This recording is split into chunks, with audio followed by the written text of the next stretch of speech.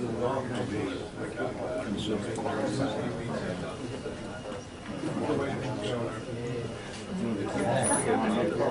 everyone hear me? All right, great. Well, hi everyone. Thank you for joining us today for our lunch series with our guest speaker today, Bob Chitister. I'm Amanda Evans. I'm the Director of Development here at Heartland, and on behalf of our Board of Directors and staff, we would like to thank you for attending this event and encourage you to consider making a charitable donation that allows us to continue our important work. Here at Heartland, your donations will further support our mission to discover, develop, and promote free market solutions to social and economic problems. At your table, you'll find a prospectus, the brightly colored pamphlet, and a donation form that further explains charitable giving here at Heartland. For those of you who frequently attend our events, I'd like to highlight that the donation level of $250 or more, you will receive 20% off all future Heartland events. So I'd like to encourage you to support us at that level. And thank you again for attending. If you have any further questions, please find me after the lunch, or you can talk to Gwendolyn Carver, our membership manager, Rachel Rivest Dunbar, our corporate relations manager, or myself. And we're more than happy to help you with your tax-deductible gift. So thank you so much for attending, and please enjoy the speech.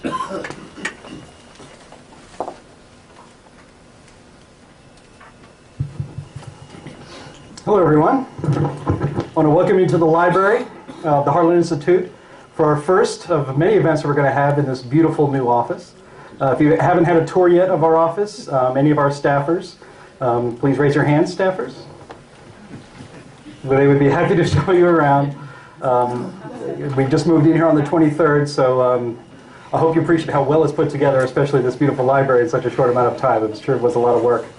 I see a lot of familiar faces here today, but I want to still introduce myself nonetheless. My name is Jim Lakely. I'm the Director of Communications at the Heartland Institute.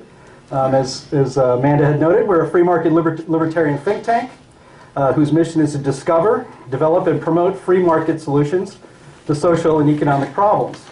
We cover exclusively domestic policy and all the domestic policy that matters to a free society and promoting free markets. Education, healthcare, budgets and taxes, finance, insurance and real estate, technology, and legal affairs. And with the exception of legal affairs, Heartland produces monthly free market-oriented newspapers on those topics and sends them to every state legislator in the country and most members of Congress. No other think tank in America does this, and we believe that it's really an effective way of planting the seeds of free market solutions into the minds of legislators where it really matters. Each newspaper's managing editor also produces a weekly podcast in their subject area, which combined were downloaded more than 40,000 times last year. We also have a vibrant digital media presence with some dozen websites, excuse me, including for special projects such as Free to Choose Medicine, the Parent Trigger, our new Climate Wiki, which is designed to counter the alarmist presentations at Wikipedia, the Heartlander digital magazine, where our managing editors and a stable of writers daily cover each of our domestic policy areas, and a blog called Somewhat Reasonable, where our staffers, policy advisors, senior fellows, and even occasionally our president, sitting right here at this table, Joe Vast, will opine on and comment on the issues of the day. In fact, Richard Trupeck, who's one of our policy advisors on environment policy, he had a blog post this morning. A radio host saw it and called him and booked him, and he was a guest on a radio show today, which is kind of nice. So being out there on digital presence really helps us get our message out all across the country. We also have a presence in social media, on Twitter and on Facebook, where we have nearly 53,000 fans. And finally, we have two iPad apps, one for PolicyBot, which is our database of nearly 30,000 articles and policy documents from the Heartland Institute, and of course other free market think tanks around the world. The other app is called the Heartlander, which is a slick and beautiful mobile presentation on the iPad of our digital magazine. This was just approved by the iTunes Store last week, and it is going to be getting its public debut when Heartland's at CPAC in Washington, D.C. next week. For more information about the Heartland Institute and all the things we do, there are copies of the prospectus on each of your tables, and I hope you might take a look at that and bring it home with you when you leave today. We're very proud of all this work on behalf of Liberty, and we can't do it without the support of people like you who share this passion that we have for these issues. We have, as Amanda had pointed out, we have donation forms on the tables, and I hope you consider doing what you can to help us continue this fight against intrusive government and for free markets. And speaking of working to advance free markets, I'm honored to introduce our guest speaker today. Bob Chitister is founder and president of Free to Choose Network and his production and educational initiatives, Free to Choose Media and isit.org. With more than 40 years experience creating programs and series for public television, and as president of Erie Public Television Station WQLN, Bob Chitister continues to be involved in the creation of programs and series for Free to Choose Media and isit.org. In partnership with his colleague Tom Skinner, senior executive producer at Free to Choose Media, Bob has served as executive producer of The Power of Choice, The Life and Ideas of Milton Friedman, which was shown on PBS, The Ultimate Resource on American Public Television, The Power of the Poor, also on PBS, Globalization at the Crossroads with Hernando de Soto, and Turmoil and Triumph, the George Shultz Years, which was a three-party documentary series for PBS. On your tables, you'll see that there are DVD copies of The Power of Choice, and they are yours free to take home with you. In 1980, Bob Chitister brought Milton Friedman to public television and was responsible as executive producer for Friedman's landmark PBS series, Free to Choose, and the best-selling book that emanated from that series. Free or Equal, hosted by Swedish author Johan Nordberg, is Bob's latest production, and that re-examines the impact of Free to Choose more than 30 years later. And I guess we can all agree that it's had quite an impact. On a personal level, Bob pursues physical fitness, running, swimming, and biking, indulges in wood and clay sculpture, reads poetry publicly, is a hunter, and cuts several cord of firewood each year. If Bob has not yet met Heartland septuagenarian science director Jay Lair, who is not here, he's in his home in Ohio, he's famous for his fitness and spirit of adventure. He took his last monthly jump out of an airplane just this week, and I'd love to actually sit between Bob and Jay as they compare notes about fitness, and I could probably use a tip or two for sure. Here to present his lecture, Who Chooses, Who Benefits, Who Pays, and What's Fair, is our guest, Bob Chitister.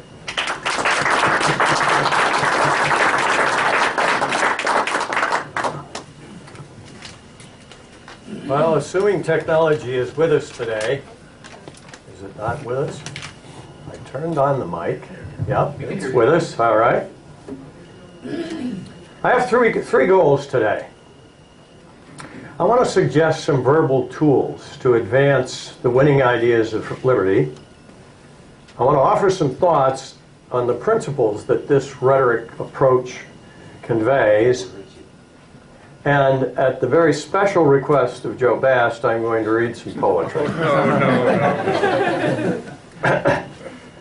Who chooses, who benefits, who pays, what's fair? 4 simple questions, yet all human activities can be understood in terms of those 4 questions. They're easily remembered and understood by everyone. And I contend they should be the grounding for all debates of public policy. The first and most important is who chooses.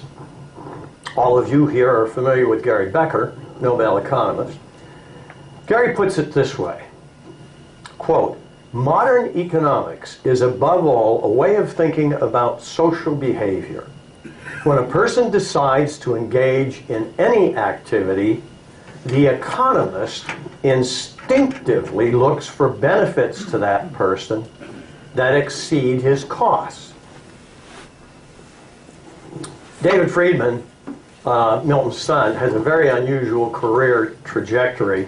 Those of you who know him, he has a PhD in physics, and he did that purposely because he didn't want to be in a competing situation with his father. Yet he ends up teaching economics in a law school. He also sees choosing at the heart of economics. Quote, economics is that way of understanding behavior that starts from the assumption that people have objectives and tend to choose the correct way to achieve them. Now, Gary Snyder put it a little differently in Hay for the Horses. He had driven half the night from far down San Joaquin, through Mariposa, up the dangerous mountain roads, and pulled in at 8 a.m. with his big truckload of hay behind the barn. With winch and ropes and hooks, we stacked the bales up clean to splintery redwood rafters. High in the dark, flecks of alfalfa whirling through shingle cracks of light, itch of hay dust in the sweaty shirt and shoes. At lunchtime under oak out in the hot corral, the old mare nosing lunch pails, grasshoppers crackling in the weeds. "I'm 68, he said. "I first bucked hay when I was 17. I thought that day I started, I sure would hate to do this all my life, and damn it, that's just what I've gone and done." Choices, how important they are to us. Choices and who chooses shapes every individual's life and shape all of human destiny. Form this picture in your mind. You're in a 19th floor apartment in San Francisco. You're chatting with two 90-year-olds, a couple that you've known for 25 years and with whom you enjoy friendship and respect. Knowing your obsession with fitness, the gentleman asks, "How many miles did you run today?" "None," you respond, "but I did do 250 stomach crunches." That was a conversation that actually occurred between me and Milton Friedman and Rose. And Milton then asked me, "What are stomach crunches?" And I thought, and then I instantly realized I'd better demonstrate. So I get down on the floor of their apartment and I do a couple of stomach crunches. And I notice to my right, Milton is now down on the floor on his back at 90 years old doing his effort at stomach crunches. And then Rose on my left, on her back, doing stomach crunches. Two 90-year-olds and me working on our abs. Now, by the way, July 31st, 2012, Milton's 100th birthday would have been. And we think that the century that he would have lived, almost a century, certainly was far better off for his having been there. And I think his ideas remain, in my view, the best hope for the next century. Well, Milton was driven by an assumption that's represented by that stomach crunching episode, and that was that everyone should engage in a careful study of cause and effect. That relationships is such a powerful tool. It's a necessary tool for predicting the future. If you want to have some idea of what today's choices, what impact they're going to have on tomorrow's outcome. Now, George Shultz described this particular approach in song, which I'd like to share with you. He dedicated this to Milton on Milton's 90th birthday. So I know, Milton, you're tone deaf, but it isn't going to bother you. I'm going to sing, but you won't know it. So here's my song, my methodological tribute. A fact without a theory is like a ship without a sail, is like a boat without a rudder, is like a kite without a tail. A fact without a theory is as sad can be. But if there's one thing worse in this universe, it's a theory. I said a theory. I mean theory without a fact.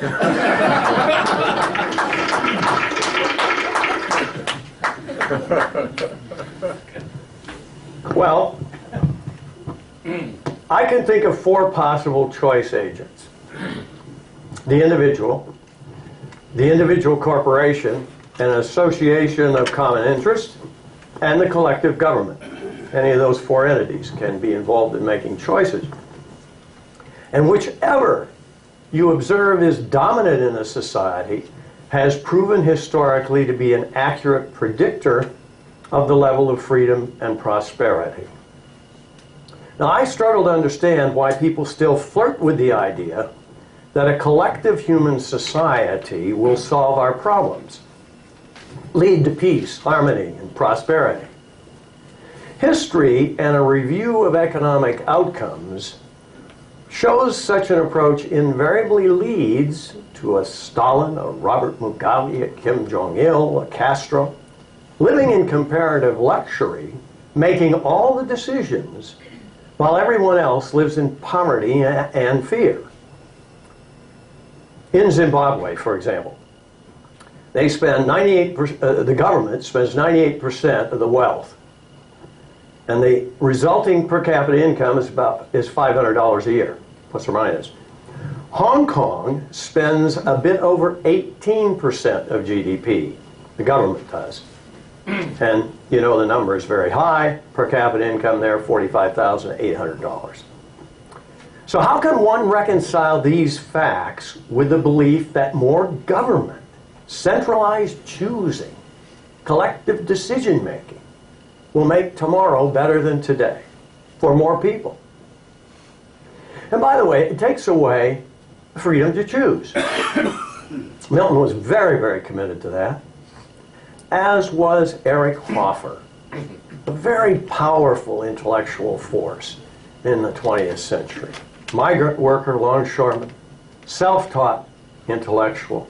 He wrote the following, quote, "My passion is to be left alone, and that is possible only in a capitalist society.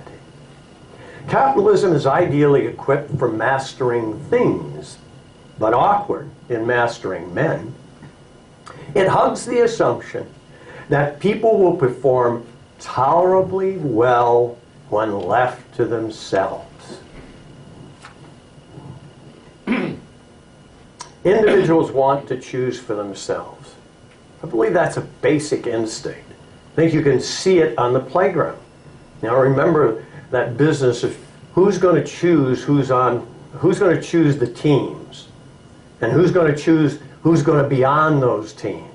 So who's choosing and the choices made are very important right from the beginning of life.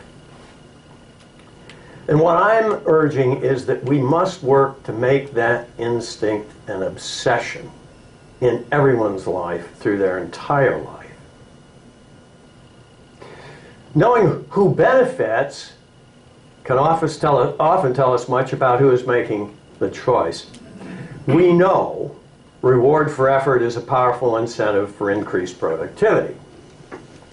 But even when you factor in benefits to others than the person choosing, it's the choosing agent who most benefits. Choices are made with the primary goal of benefiting whoever is choosing. It matters not whether that person is striving to make a profit, to help someone in need, or advance a political agenda. Steve Jobs, of course, lots of us benefited from his brilliance and energy. But it was Steve's perception that his choices would benefit himself that provided him the incentive and the drive to excel.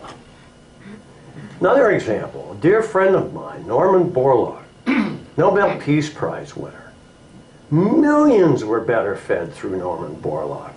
But I knew him well, and I can assure you that, yes, he certainly wanted to help others, but he gained an enormous kind of psychic benefit out of the sense that he was achieving something, that he was making something happen that was positive.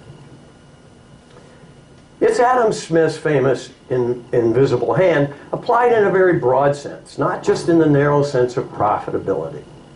But that, quote, is pretty powerful, quote, is not from the benevolence of the butcher, the brewer, or the baker that we expect our dinner, but from their regard to their own self-interest.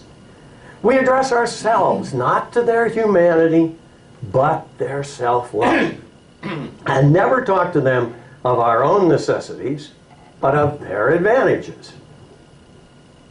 Now, most people grasp the point when applied to people trying to make money.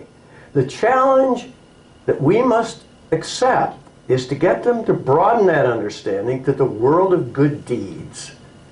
People choose to help others because they derive a sense of satisfaction, a joyful pleasure out of seeing misery relieved. And it's not a matter of public recognition. Even if you anonymously give a significant contribution to help needy people, you feel more like a worthy person yourself. Why did Steve Jobs, think about it more deeply, why did he fight his way back to the top of Apple? So he could die a billionaire? I don't think so. I think being financially rewarded is, of course, powerful motivation for our efforts. But to quote a friend of Milton Friedman's, Leo Roston, it's far more important that we feel this way about life.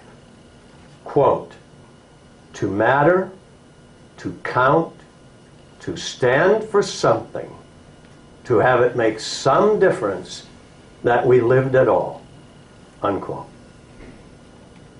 Jobs was driven by the need to implement his vision of combining the beautiful with the useful. Let me give you a really down-to-earth example of this point, because I think it's so important. I witnessed in the Newark airport 25 years ago this event. To this day, it's memorable. I was waiting for an airplane. I do a lot of that. I was watching out the window, and here's a commuter plane there. And you know the baggage compartment on the back is, oh, it comes up to about your chest, the floor of it. It's up above. And there's one person out there, a worker.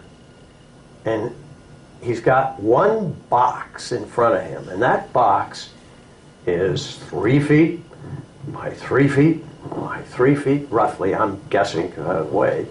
And I don't know how much it weighed. But I watched him for probably 10 minutes struggling to get that box into that airplane. Not once did he turn and look to see if there was somebody who would come and help him. That didn't seem to be in his mind at all. But he kept trying. He would get, and he couldn't quite get around it. He'd nudge it. He'd get it halfway up. When he finally was able to push it up against the plane, scooch it up around, get underneath it, and get it in the plane, and he stood back 2 steps and went.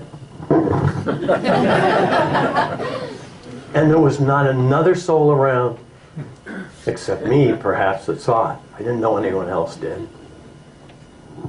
That's a powerful incentive for people to achieve. We need to encourage it. The third question, who pays, is in some ways the simplest to answer, but the answer, my answer, the individual always pays, is not always obvious. Wealth creation is by definition, at least mine, the surplus product of the physical and mental effort an individual chooses or is forced to pursue. The individual's providing the resources, is paying for the outcome, if you would. When those choices occur along a supply chain of inputs from different individuals, the pencil story kind of thing, those making the choice, each step of that process, they do one of two things. They either absorb the cost of that input themselves or pass it along to another individual. Individuals always pay. This is an extremely important point. We often hear benefits like, this benefits you, but will be paid for by others. In some form, we hear that. Now, except where it's mom and dad, or grandma and granddad that are involved in that conversation, it's always a falsehood. Consider taxes on business or business transactions. Those taxes are never paid by the business. I'm talking about definitions here, rhetoric. They are paid by either the customers in higher prices, the employees in lower income or benefits, the vendors in lower profit margin, by the stockholders if it's a public company, or the owners if a private company. So the individual always pays. And similarly, we all know the government has no money. And the collective, whether it's the corporation or government, never bears the costs. They only pass those costs along to individuals through taxes, prices, imposed labor. There is no Harry Potter magic around this reality. What's fair? What is just? What do people deserve? The final question. Well, we all know we're all different in skills, personal habits, our inherited attributes. In a society where people are free to choose, there will be an infinite range of incomes, lifestyles, personal tastes and wants.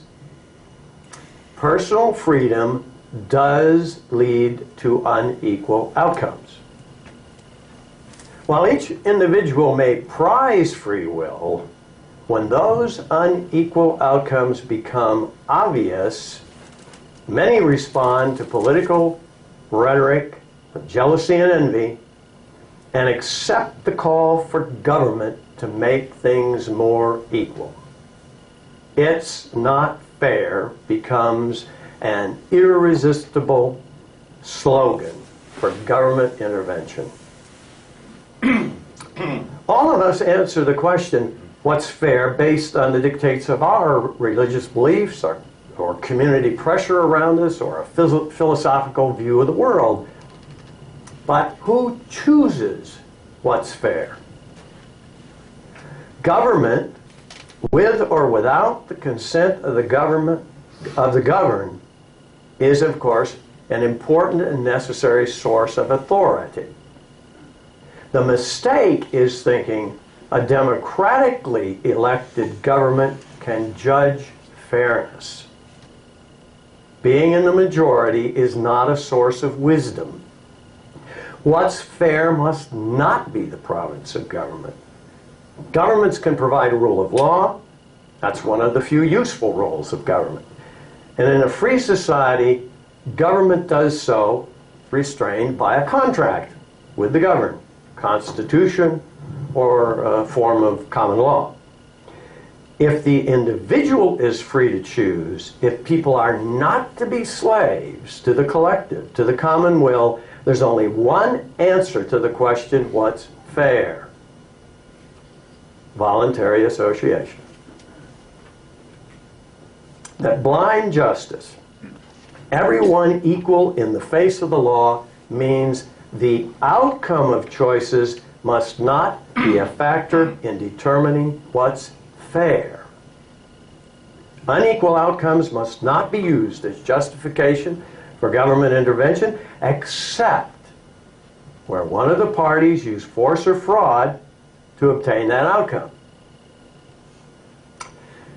The Free to Choose book was based on a TV series with some additions, one of which was Milton's very simple diagram about how money, wealth, can be spent. Each of you have been provided with a little card that shows you that chart. Milton explained that chart to us. I'd like to share that with you right now if we push the button.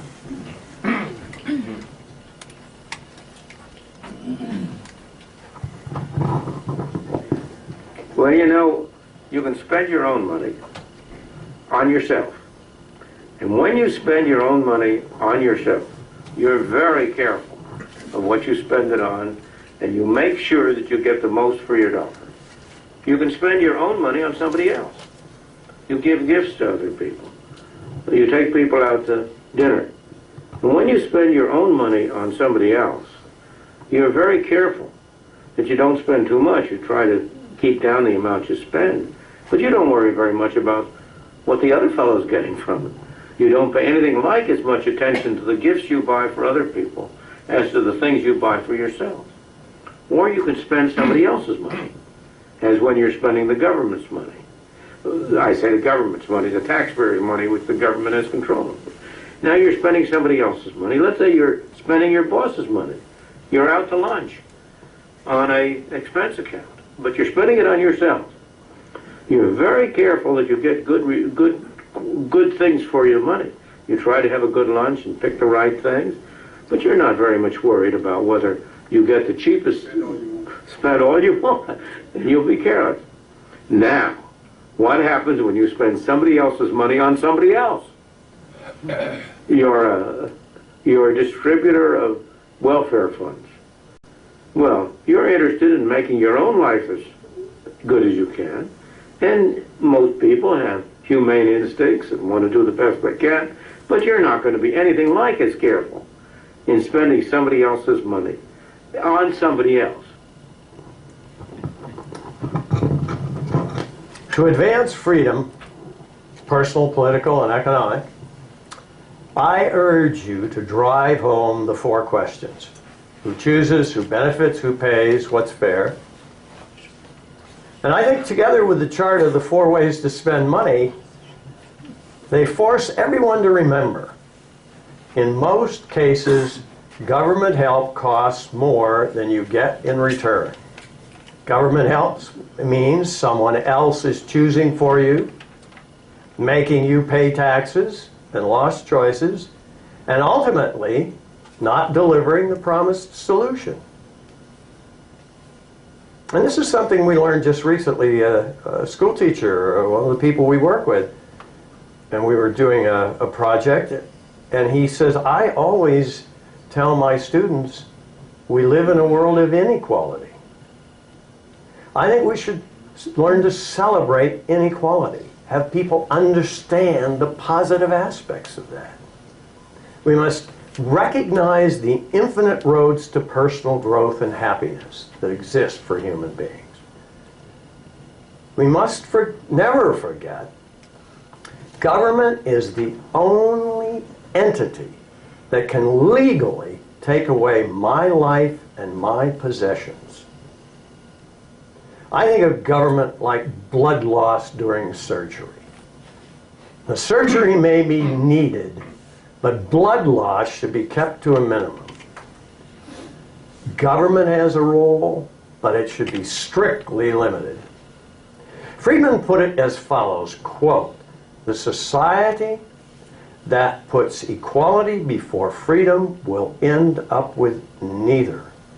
The society that puts freedom before equality will end up with a great measure of both." And, as I stated at the beginning, Friedman's goal was to develop tools that would accurately predict the outcome of actions, and in doing so, give each individual a better chance of reaching their full productive potential. This requires never-ending effort to seek a clear understanding of cause and effect. It requires avoiding wishful or careless thinking. H.L. Mencken wrote, quote, "An idealist is someone who, upon observing that a rose smells better than a cabbage, concludes it will also make a better soup." And here's a story that makes the point, I think, even more memorable. We're back in late 18th century. Jacob and Sarah, children of people, of their families living in Philadelphia, decided they wanted to strike out on their own, so they moved west. Now, at that point in time, west meant a little bit beyond Lancaster. So they go out there and they start building their own farm, little farmstead. And as you might imagine, with newlyweds, soon the inevitable happens, and they're going to have an addition to their family. And the time arrives, and Jacob rides into Lancaster, brings the doctor back out to his cabin. And the doctor comes in, and the doctor says, "Okay, Jacob, I have 2 jobs for you. Get some water boiling on the stove. And whenever I holler, you bring the oil lamp over so I can see what's going on." Jacob gets the water boiling, and he's waiting patiently. It's finally starting to boil. bring the light. And he brings the light over.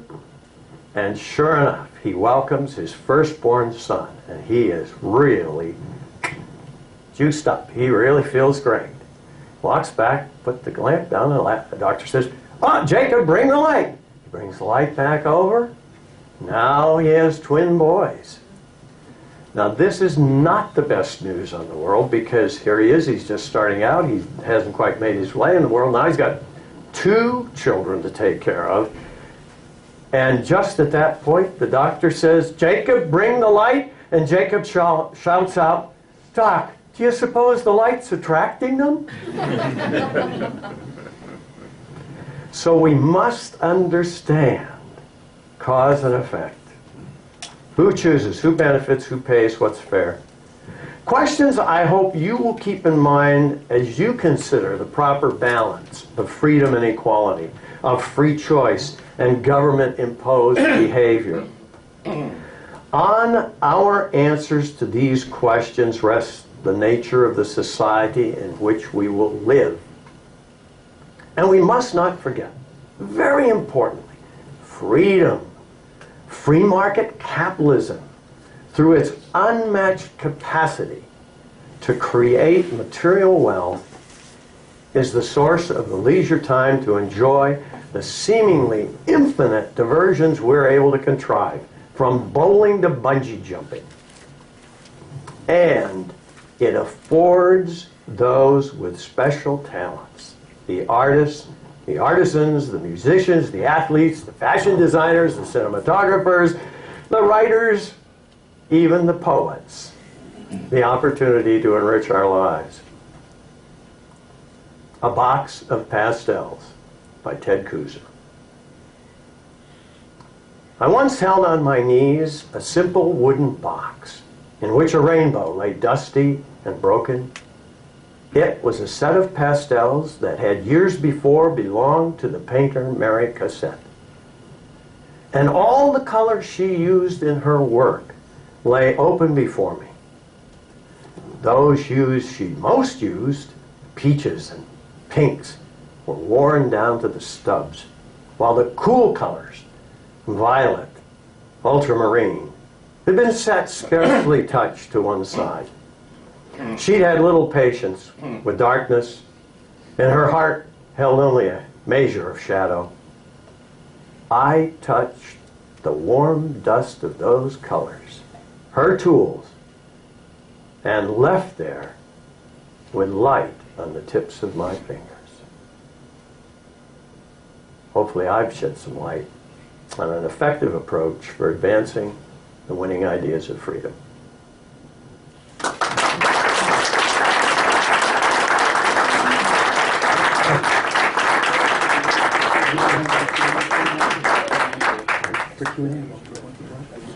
No, I'd be happy to. Yeah. Oh, okay. We have time for Q&A. I'll tell you a little story about that, about George Shultz. He, one of the things I learned talking to George and getting to know him, by the way, he's a very taciturn person. I don't know if any of you had occasion with people like this you've known, but to meet with George Shultz, you get as little feedback as I think a human being is possible to give. By the way, Steve Forbes in person tends to be like that too. Some of you may have spent time with Steve. Almost like talking to a statue. And talking to George, he said, he said, in diplomacy I found that silence was a very, very effective tool. And that everyone should learn to be silent. And he was complaining that young people today have real trouble with that. And then he gave an example. He said, people ask me when I give a speech, would you be willing to answer any questions afterwards if there are any? And his answer to the people, he explained this to me. He says, and I always tell them, there will be questions because I can stay quiet longer than they can. And you can imagine him standing in front of an audience, glaring, waiting for somebody to ask a question. Well, if there are any, I won't play that game, but if there are any questions, I'd be happy to answer them. Are you still running? I am still running. I did 5 miles 2 days, a day ago. It's been whatever. I don't do anything like I used to, those 10-mile days every day and pound away. But choices, we were talking choices. It made a huge difference in my life and my capacity to still have the energy to do what I want to do and try to do. So I urge everybody, start running. I was 40 when I started running. My brother ran in a marathon. I went to watch him. I said, hey, this is interesting. And about a year and a half later, I ran one, and a few more after that, not too many. But enough to, I think, give me a foundation to go forward. Yes? Yeah, excuse me, this may be off topic, but since you brought up George Schultz a couple of times, a few weeks ago on the Wall Street there was a fellow with the Hoover Institute who had read a guy named Taylor, I think his name was. John Taylor, who probably. wrote a column and mentioned Schultz and Friedman and a number of other economic policy advisors back in 1980, writing a paper on November 16th or something of 1980 to advise the newly elected President Ronald Reagan about economic strategies for the Reagan administration. I've been trying to track down a source for that, to read the whole thing, and have not been able to. Do you have any idea where it might be able to be found? I don't know personally where that is, but I would suggest you go to Martin Anderson, get in touch, or just go to John Razian at Hoover. I'm sure Joe can help you get in touch with either of those two people, and they should know this. They would know the source of that document, if to the extent it still exists. It might be something that is not available to the general public. I don't know. Not something you want to keep secret, I imagine. I would not think so, and certainly I can testify that there's no question that George Schultz was I think Reagan picked him as Secretary of State because he had a good deal of experience with George at the Hoover prior to being elected president, and of course Friedman became involved, he and Schultz. Now they also were advisors to Arnold Schwarzenegger.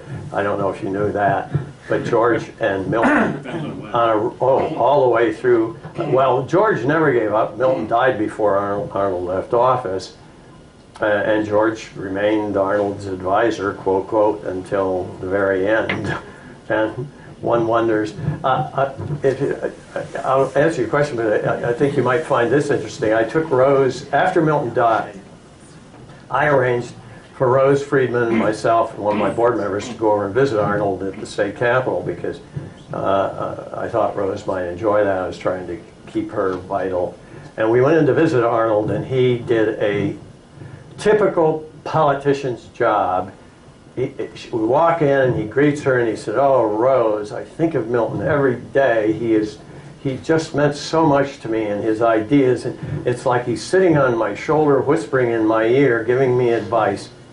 Now I know you think I don't listen very much," was the next words out of his mouth. So again, he understood that. People ask me about Arnold. I say, well, he was a man who wanted to win more than he was tied to any set of principles. Yes, ma'am. In those great Free to Choose videos afterwards, they always had those discussions with all these intellectuals. Were any of those intellectuals, did they change their minds after seeing all the videos?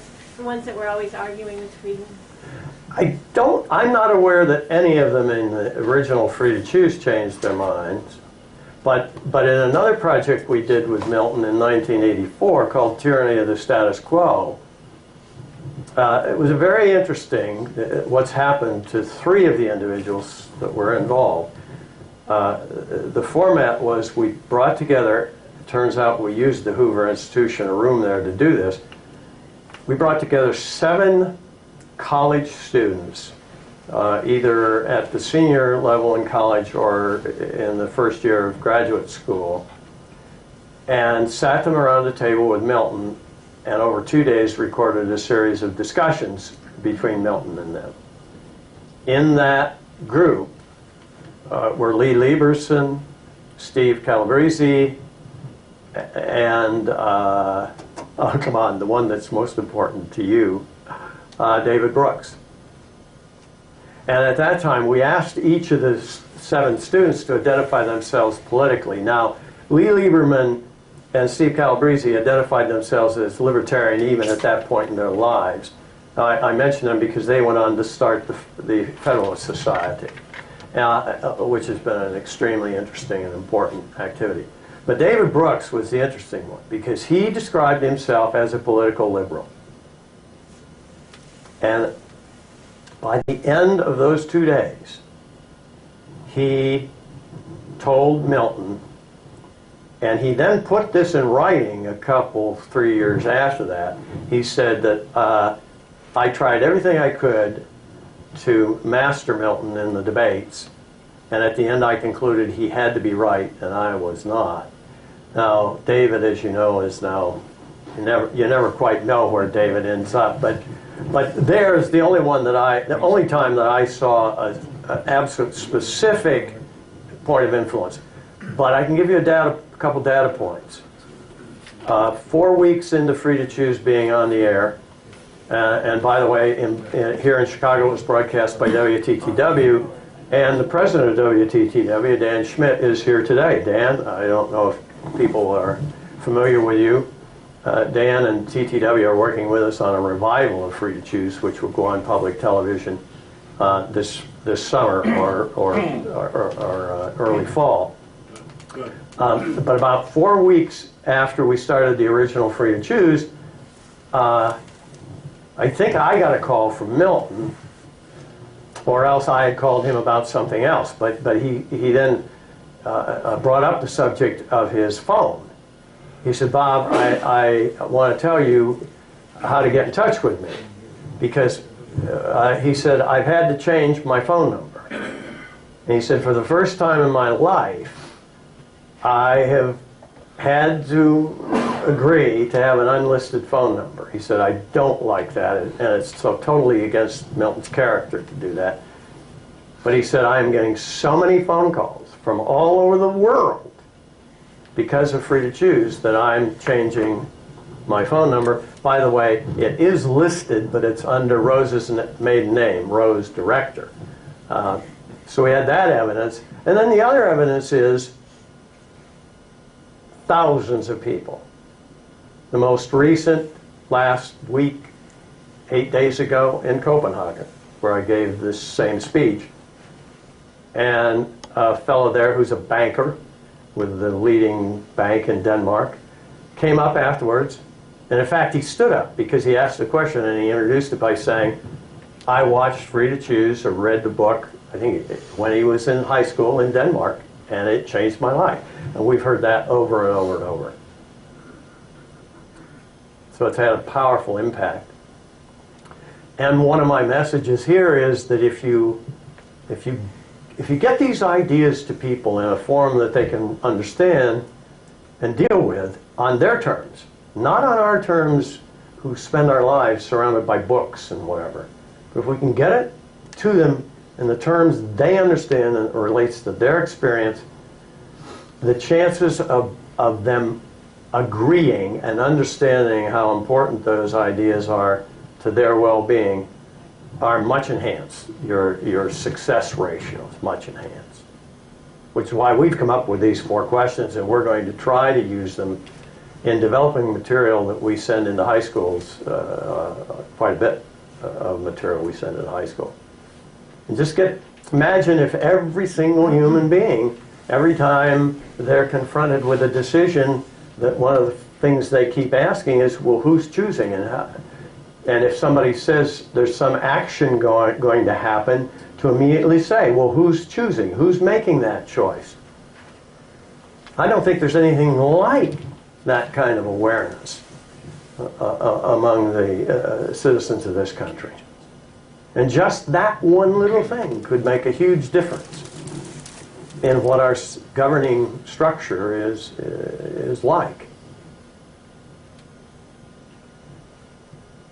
Bob, can you tell us real quickly what isit.org is about and what's planned for Friedman's birthday this year? Is there any way that people in the room can participate in either of those projects?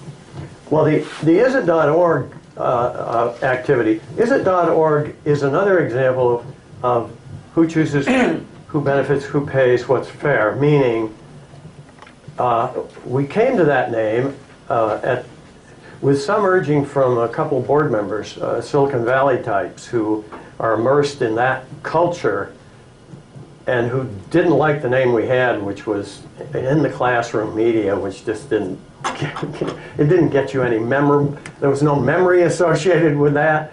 It wasn't telling anybody anything much. And also, we wanted a name that was not going to scream out libertarian, classical liberal, or whatever. And so our marketing person at that time went looking, and the word IZZAT in Hindi, I think, means respect. I think he found this somewhere, so we slightly adapted it. ISIT.org stands for the service we provide to schools. We currently market through a proprietary database. We have over 2 million, about 2.5 million teacher email addresses that are proprietary that we are constantly refreshing. We market to that list. We have nearly 300,000 teachers on our house list who are doing business with us. We have now 22 teaching units, which are 12, 15-minute long videos along with lots of support material that goes with them. One of the reasons I was in Copenhagen is that we are going to now start distributing those in Scandinavia, also in the Czech Republic and the Slovak Republic. We have several things like that going. So ISIT.org is our effort to take these ideas to young minds. And in that context, we obviously have to think a lot about what are they, where are they in their life cycle, what's important to them, and how do they think about things. And comparative advantage is not something that is going to resonate with them, and other things like that.